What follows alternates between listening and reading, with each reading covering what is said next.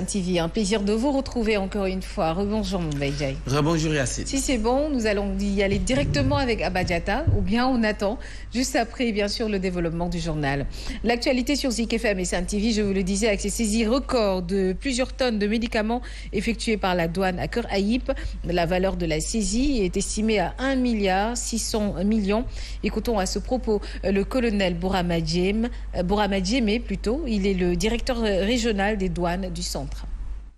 Nous avons une saisie impressionnante de lots de médicaments pour une valeur donc estimée donc à 1 milliard, je crois 564 millions, plus 649 kilogrammes de morphine qui reste à être évalué.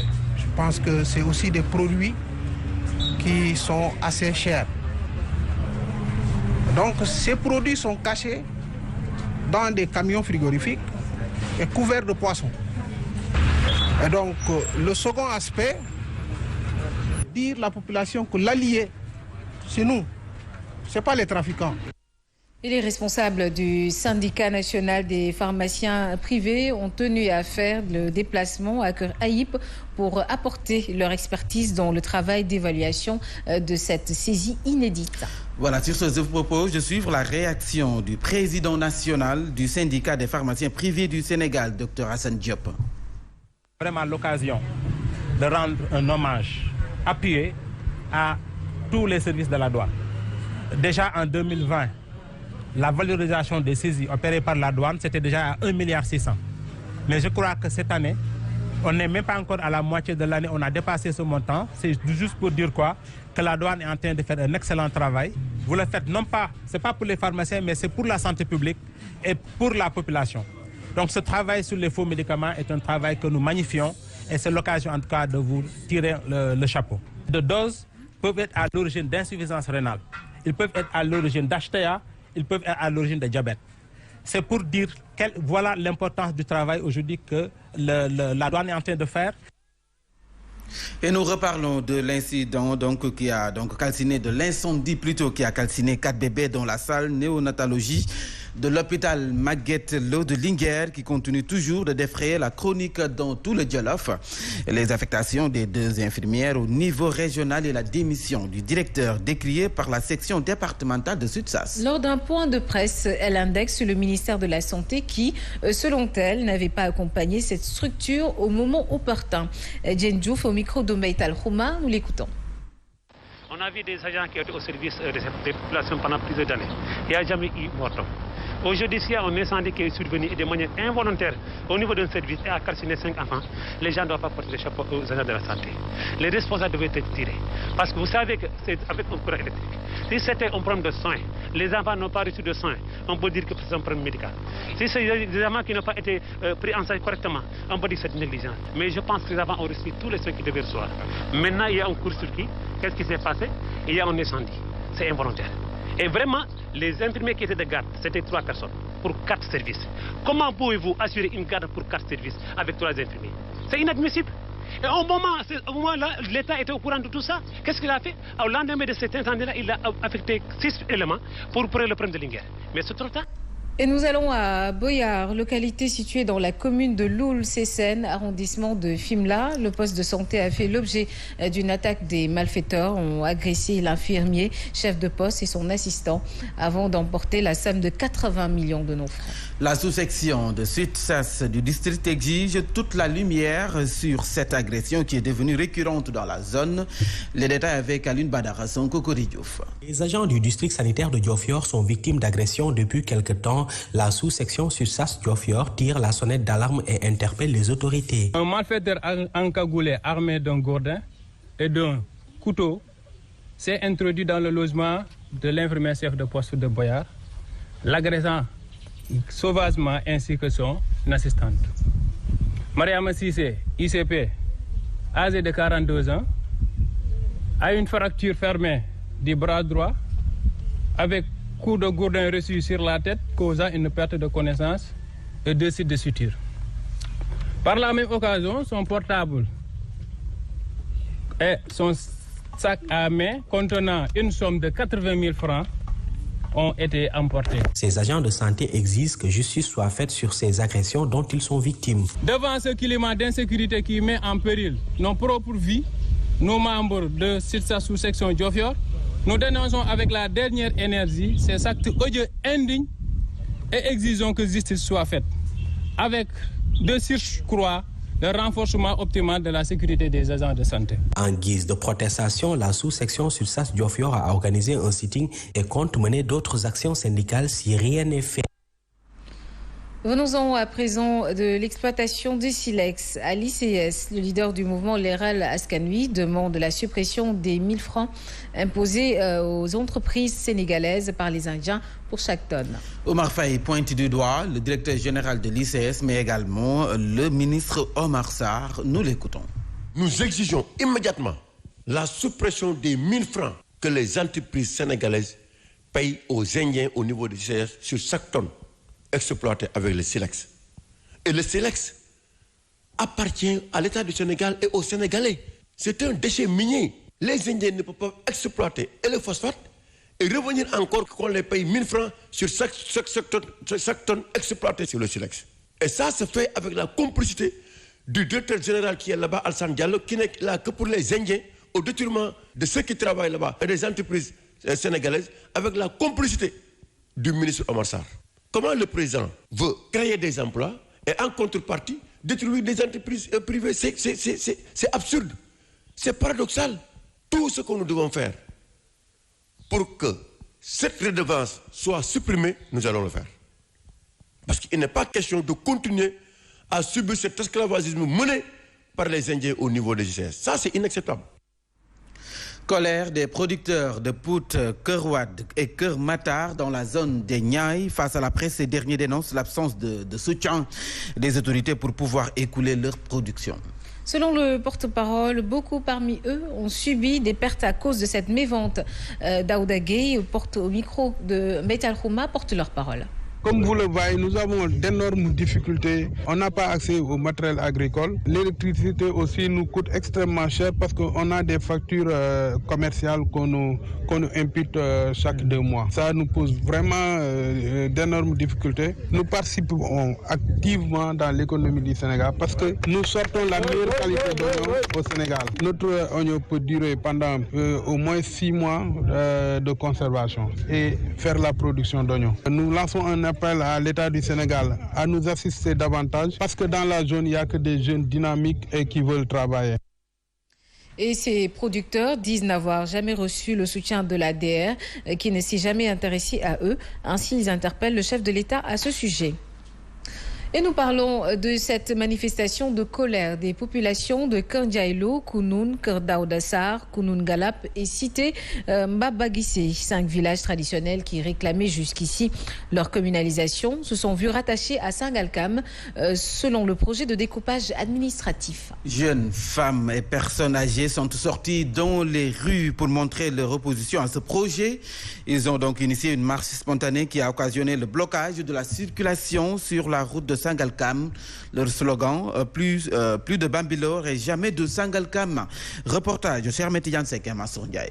À Kounoun, Kerndiaïlo, Kerdaoudassar, Kounoun Galam, l'argument contestataire qui désapprouve le projet de découpage et autres, les 5 villages traditionnels réitèrent leur demande, la communalisation. Un découpage imposé sans l'avis des populations. Je vais même aller plus loin. Ceci n'est pas un découpage, mais c'est un braquage doublé d'une usurpation de territoire. Nous sommes là pour dire non à ce nouveau projet de redécoupage forcé qui ne s'inscrit dans aucune rationalité objective. Ces populations qui ont improvisé une marche sur le coup se disent capables de prendre en charge leur propre développement. Émis le choix d'aller en commune. Nous avons les niches de prélèvement de recettes nécessaires à faire développer cette commune. Nous avons les ressources humaines aptes et à même de présider aux destinées de la future commune de Kounoun Kerndiaïlo. Plus de Bambilor et jamais de Sangalkam, tel est le slogan qui résume l'ambition et les vœux de ces populations qui ont toujours réclamé leur autonomie. Et pour faire face aux litiges fonciers, les acteurs comme le CNCR prônent donc la sécurisation juridique et économique des terres. Voilà, le CNCR encourage donc les maires, surtout des zones rurales, à octroyer plus de terres aux populations, ce qui pourrait éviter de nombreux conflits liés au foncier. Les propos de Serine Seignan, chargé de programme foncier et ressources naturelles CNCR, les propos recueillis par Fatla Mbediop. La meilleure façon de sécuriser les exploitations agricoles là, qui sont situées sur les terres du domaine national, c'est de reconnaître en tout cas un titre de délibération à leurs détenteurs. C'est pour ces raisons-là une organisation paysanne comme le Conseil national de concertation et de coopération des ruraux déploie plusieurs efforts et en collaboration avec donc les collectivités territoriales de régulariser ces terres-là, ces terres agricoles. Les étudiants originaires plutôt de Tchadjaï, basés à l'UCAD, n'ont pas encore reçu leur subvention pour leur logement. Le président du mouvement, Andedol El Maki, interpelle les autorités municipales, notamment le maire Oumar Youm. D'après lui, ces étudiants traversent des conditions difficiles qui peuvent avoir des répercussions sur leurs études. Babacar Pascal John est avec Alioune Badara Sonko et Cory Diouf. Vous savez que l'université, c'est extrêmement difficile. Ils sont dans des conditions, je ne veux pas dire exécrables, mais des conditions extrêmement difficiles. J'ai été voir moi-même les conditions dans lesquelles vraiment ces jeunes-là s'efforcent à apprendre pour avoir les diplômes qu'il faut et servir Tchadjaï. Pour cela, ils ont besoin du soutien de tout le monde et du soutien de la municipalité en premier lieu. La municipalité a fait un effort parce que la commune a débloqué vraiment une enveloppe, enfin, a prévu dans son budget une enveloppe assez consistante pour appuyer les étudiants. Malheureusement, le montant n'est pas encore débloqué. J'ai profité de ma visite d'ailleurs pour solliciter que le maire diligente la procédure pour que ce montant-là puisse être rapidement décaissé et que les jeunes puissent entrer à disposition de ce montant pour pouvoir vraiment subvenir à leurs besoins. Et nous parlons alphabétisation. Beaucoup de gens s'y activent au quotidien, mais sans diplôme parce que n'ont pas la chance de suivre le système donc classique. La révélation est de l'inspecteur d'académie de Rufisque. Et l'objectif aujourd'hui est de valider les acquis de l'expérience. En ce sens, un atelier s'est tenu justement à Rufisque. Les détails avec Mamadou Diop. La validation des acquis de l'expérience. Parce que vous n'êtes pas sans savoir que dans le système, il y a une part assez importante accordée à l'alphabétisation et des hommes et des femmes s'y activent à longueur de journée et pendant beaucoup d'années. Mais puisqu'ils n'ont pas eu, pour certains, la chance de suivre le système classique, c'est pourquoi ils ont imaginé avec l'appui de l'UNESCO quand même valoriser ces années d'expérience-là en leur montrant la voie avec tout le processus qu'on leur a projeté pour leur permettre quand même de ne pas se sentir peut-être frustrés d'avoir passé une bonne partie de leur vie pour une cause et au finish de ne rien récolter. Et ces tensions qui restent encore vives au Parcelles Assainies entre militants et responsables APR à la suite d'une fronde des femmes, c'est au tour de Meïdiaï et Mamadouba d'étaler leurs divergences alors que les élections locales se pointent à l'horizon. Malgré les appels donc à l'unité, rien ne va. Une situation de malaise qui va donc à coup sûr profiter à l'opposition qui se voit dérouler le tapis rouge par la paire. Le compte rendu d'Alassane Baldé. Entre Amadouba et le ministre Mbendiaï, ce n'est toujours pas le grand amour. Les deux ténors de la paire des Parcelles Assainies ont étalé une fois de plus toutes leurs divergences lors d'une manifestation tenue au terrain à Capes de la localité. Effectivement, jàppalante, encouragé wante. Duma sax revendiquer responsabilité. Lu nit mën rek réussir ko.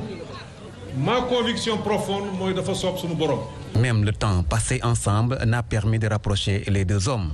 Kon ministre Amadou Ba, say jigéen waa Benno Bokk Yaakaar ñëpp ñu ngi lay wax ni Parcelles Assainies fii da nga fii ñaay da nga fii dox lu la neexee. Après donc les femmes qui ont élevé la voix et ont mis en place d'ailleurs un collectif, c'est au tour des responsables de se crêper les chignons. C'est dire donc que le président Macky Sall devra sortir le grand jeu pour éviter que les Parcelles Assainies, bastion électoral, ne basculent dans l'escarcelle de l'opposition. L'association Hikma s'engage dans la lutte contre le chômage et le renforcement de la citoyenneté. Avec le Ramadan, il a dégagé une enveloppe de 38 millions pour venir en aide aux nécessiteurs. À la mosquée Massalikoul Djinan, l'association a fait son bilan devant les dignitaires mourides. Écoutons Sherfat Mambake, vice-président de l'association au micro de Tijan Diallo et Pauline Thiam. À la 8e édition, donc c'est quelque chose comme plus de 38 millions de francs CFA qui ont été distribués donc aux populations nécessiteuses, puisqu'il y a des personnes qui ont besoin dans l'urgence d'avoir une assistance, mais également nous privilégions donc l'assistance qui permet de lutter contre la pauvreté. À 7h passées de 15 minutes, la deuxième partie, c'est une note de sport avec Pape Matambo.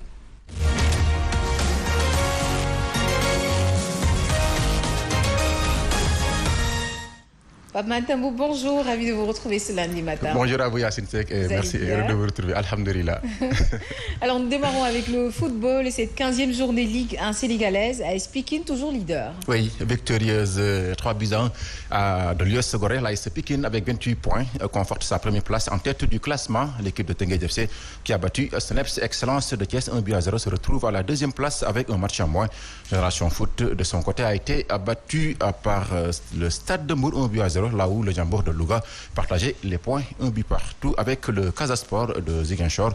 Jambar a battu Mbour Petite Côte 1-0. Niary Tally AS Douanes se sépare sur un match nul 1 but partout. Le Jaraaf de Dakar a été tenu en échec par Dakar Sacré-Cœur. Sur ce, écoutons à ce propos la réaction de Cheikh Gueye, coach du Jaraaf de Dakar avec Sokhna Fall. On a essayé de gêner leur sortie de balle, ce qu'on a réussi, mais on a été trop passif. Sur les balles arrêtées, raison pour laquelle ils ont marqué un but sur corner dû à la passivité de notre défense. En deuxième période, il fallait faire un réajustement au niveau du milieu, au niveau de l'attaque, c'est ce qu'on a fait. On a sorti Mako qui n'était pas encore prêt physiquement, mais techniquement bon, surtout en première période. Il fallait amener du champ neuf au milieu et en attaque, ce qu'on a fait et ce qui a payé à la minute suivante. Je ne dirais pas qu'on a arraché un nul parce que c'est match nul, un but partout. Et n'oubliez pas qu'on a raté un penalty. Donc pour vous dire qu'on pouvait gagner ce match. Et malheureusement, on a fait un match nul. En championnat, il faut essayer d'ajouter toujours un point. Et pour moi, c'est un bon point. Yacine Seck, donc à l'issue de cette 15e journée, le trio de tête est composé de l'AS Pikine 28 points, Teungueth FC 27 points et Jambar 25 points. En bas de tableau, on retrouve Mbour Petite Côte, US Gorée et Niary Tally. Nous terminons avec le football local et l'Association nationale de presse sportive a tenu un panel pour faire justement le bilan des 12 de football, c'est ça? Des 12 ans. Des 12 ans de football professionnel, vous avez omis. Oui, j'ai omis le 1. Donc l'Association de la presse sportive a organisé un panel sur les 12 ans de l'ère de la professionnalisation du football sénégalais. Des pistes de solutions pour la relance du football local ont été soulevées lors de cette rencontre et selon le président de la Fédération sénégalaise de football, le maître Augustin Senghor, le professionnalisme relève de tout un environnement. Suivons ses explications au micro de Sokhna Fall et El Hadji Diène. Un football professionnel, ce n'est pas que payer des salaires, ce n'est pas que uniquement viser des titres, c'est tout un environnement qu'il faut mettre en place et c'est tout le questionnement qu'on doit se poser 12 ans après, sans, comme je dis, tout jeter à la poubelle parce qu'il y a de bonnes choses qui ont été faites et aussi on a de belles prémices. On a attendu longtemps, presque 10 ans, pour voir 2 clubs du Sénégal arriver dans les phases de groupe et voir même une des équipes sortir de ces phases de groupe pour jouer les quarts de finale. Yacine Seck, donc le président de l'ANPS, a profité de cette rencontre pour soulever le problème des infrastructures sportives en Afrique. Selon Abdoulaye Thiam, aujourd'hui, la Confédération africaine de football doit redéployer son argent pour le football africain. Et cependant, il espère que d'ici 2022, le Sénégal pourrait devenir un hub sportif, suivant ses explications. Aujourd'hui, je crois que cette sortie de la CAF devrait davantage pousser les autorités, qu'elles soient les autorités étatiques, l'État, que ce soit les fédérations, mais aussi la CAF. Il ne faudrait pas qu'on oublie. Aujourd'hui, la FIFA fait énormément de choses dans le développement du football africain. Mais la CAF, elle doit être une organisation faîtière extrêmement riche et qui va redéployer son argent pour le développement de ce football-là. Mais quand même, tout le monde sait que dans les pays comme le nôtre, l'infrastructure de base, les stades, c'est dévolu à l'État pour le moment. Parce que nos fédérations n'ont pas les moyens de leurs ambitions. Elles ne sont pas autonomes financièrement. Ce que nous attendons, c'est qu'il y a eu quand même quelque chose sur lequel aucun Sénégalais n'a été content. Mais nous pouvons aussi comprendre qu'avec l'inauguration de notre stade qui est prévue en 2022, la réhabilitation des autres stades, le stade fédéral qui va être construit par la FIFA, notamment le stade Demba Diop, qui est l'épicentre du football sénégalais, d'ici 2022, moi je suis convaincu que le Sénégal pourrait devenir un hub sportif. C'est donc de féliciter l'Association nationale de la presse sportive. En tout cas, ce panel prouve que la presse ne se limite pas à collecter, et traiter et diffuser de l'information. En tout cas, la presse donne aussi des pistes de TFC, Tengue FC. En tout cas, l'équipe de Tengue FC, l'équipe de Mamé. Yacine, avant de boucler cette page des sports, tout juste de reparler de l'affaire Lamine Diack qui, bon, on l'avait attendu hier, ce dimanche, pour son retour à Dakar. Finalement, l'ex-président de l'IDSAF sera à Dakar ce lundi. En tout cas, une bonne nouvelle, hein, Siressi. Ouais, alhamdoulilah, comme disent les Toubab, tout est bien qui finit bien. Hein? Oui, oui. Donc, véritablement, Lamine Diack n'avait pas sa place dans une prison française, occidentale, et avait sa place ici dans son pays, où là où il sent qu'il va aller, eu égard au travail qu'il a eu à effectuer pour l'athlétisme mondial. Parce que quand une personnalité en arrive à une certaine station et qui en arrive pratiquement, disons, à un âge avancé, qui est l'âge de la sagesse, et ne serait-ce que par rapport à ces deux dimensions-là, il est de la fierté et de la voilà, de la fierté des institutions qu'il a eu à diriger, de tout œuvrer, hein, pour qu'il sorte par la grande porte et non pas par la petite porte. En tout cas, dans cette affaire-là, le plus regrettable aura été l'attitude de la France, même s'il faut le dire quelque part aussi, le président Lamine Diack avait deux passeports, un passeport sénégalais et un passeport sénégalais. C'est ça qui revient un peu la question du couteau à double tranchant, de la double nationalité. Ce qui est sûr, s'il avait un seul passeport, qui est un passeport sénégalais, les Français n'auraient pas fait tout ce qu'ils lui ont fait. Ils lui ont fait tout ce qu'ils lui ont fait parce que tout simplement, ils ne le considéraient pas comme Lamine Diack en tant que Sénégalais, mais Lamine Diack en tant que citoyen français. Et là, ils étaient presque dans les doigts. Mais bon, comme nous l'avons dit, jàmm gën ay ñibbisi na jàmm na dal ak jàmm ñëw uuf njaboot gi. Donc, merci aussi Jaraaf qui a mis sur place le fonds. Oui, en tout cas, c'est une bonne initiative du Jaraaf de Dakar. Donc, on se donne rendez-vous à 8h, Inch'Allah. À 8h, ce sera avec Mohamed Ndiaye. Merci beaucoup, Pape Tambo. Puis tout de suite, place à Fabrice Guima pour sa revue de presse.